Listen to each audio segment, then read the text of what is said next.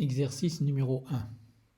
On nous demande dans cet exercice d'écrire un programme qui effectue la transposition T de A d'une matrice grand A de dimension n et m. La matrice transposée sera une matrice de dimension m et n. Vous savez qu'on appelle transposée d'une matrice une matrice obtenue en échangeant les lignes par les colonnes. Tout d'abord, on nous demande d'écrire ce programme. La matrice transposée sera mémorisée dans une deuxième matrice grand B qui sera ensuite affichée. Et petit b, la matrice grand A sera transposée par permutation des éléments uniquement. Comment faire? Tout d'abord, on doit déclarer notre matrice. Ici, j'ai pris comme exemple une matrice 3 lignes et 5 colonnes. Ensuite, il va falloir saisir les éléments de cette matrice, ou tout simplement, comme vous verrez plus loin, nous allons initialiser tous les éléments avec des valeurs aléatoires.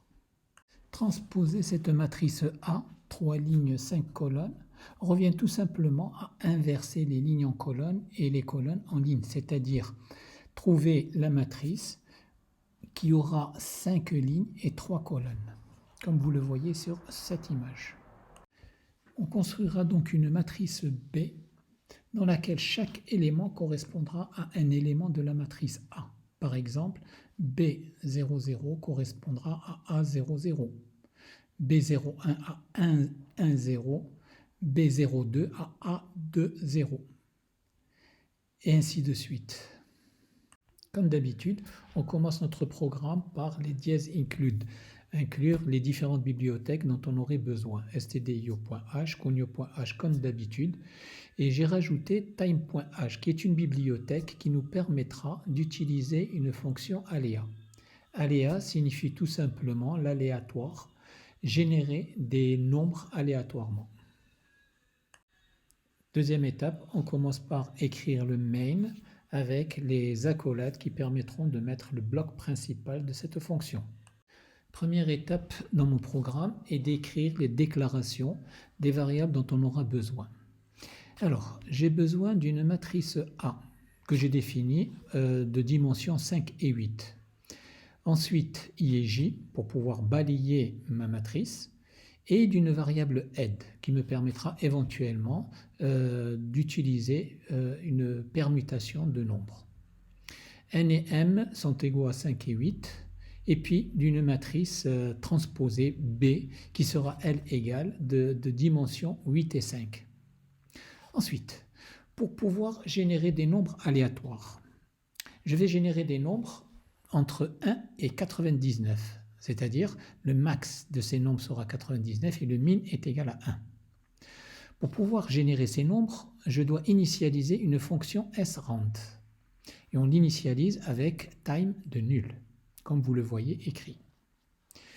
Ensuite, je vais remplir ma matrice grand A avec ces variables aléatoires, ces valeurs aléatoires. Pour cela, je fais une double boucle, c'est-à-dire je vais balayer pour chaque ligne, for i égale à 0, i inférieur à ni++, je vais balayer les colonnes, for j égale à 0, j inférieur à mj++, et je vais affecter à a de i et de j une valeur aléatoire, comprise entre max et min, sous la forme rand %max moins min plus 1 plus min. Une fois ma matrice remplie par des nombres aléatoires, je vais tout simplement l'afficher. Et là aussi, de façon basique, afficher une matrice, je vous l'ai déjà donné comme exemple et je l'ai mise dans le corrigé avec les trucs et astuces. Donc comment on fait? Une double boucle, for i égale à 0, i inférieur à n, donc je balaye pour chaque ligne, je passe à la ligne suivante et ensuite je balaye les colonnes en affichant valeur par valeur de chaque élément de la matrice. Transposer la matrice A dans une matrice B est relativement simple. Pour la simple raison, c'est que tous les éléments de la matrice B correspondent à un élément de la matrice A, c'est-à-dire B de I et de J sera tout simplement égal à A de J et de I. On échange ligne par colonne. D'où une double boucle pour chaque ligne et pour chaque colonne. Pour chaque ligne, for i égale à 0, i inférieur à mi++, et pour chaque colonne, for j égale à 0, j inférieur à n, j++, b de i et de j est égal à a de j et de i. Afficher la matrice B est relativement simple. Maintenant, comme on a vu comment on affiche la matrice A, c'est exactement la même chose. Avant de transposer la matrice A dans elle-même, je vais tout simplement montrer une autre méthode pour pouvoir transposer entre guillemets. Si je n'ai pas besoin de la transposer en elle-même, je n'ai besoin que de l'afficher.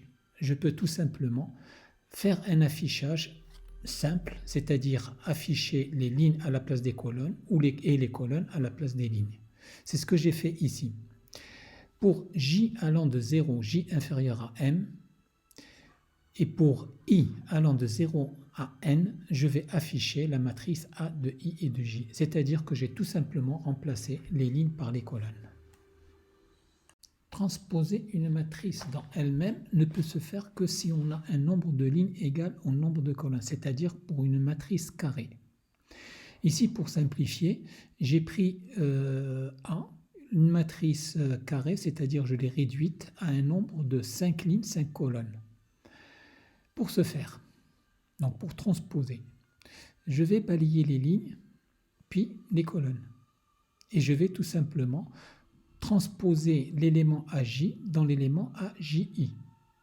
Mais si je fais toute la matrice, je vais refaire deux fois la même chose. C'est-à-dire, par exemple, pour l'élément 2, 3, je vais le transposer en l'élément 3, 2, puis dans un deuxième temps en l'élément 2, 3. C'est-à-dire, je retombe sur mes pieds.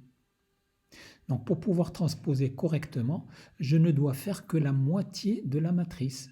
Soit la matrice triangulaire haute, soit la matrice triangulaire basse, c'est-à-dire l'une des parties symétriques à la première diagonale. Dans mon cas, j'ai fait pour la matrice basse, pour i égale à 0, i inférieur à n, et j'ai balayé de j égale à 0, j inférieur à i, j++.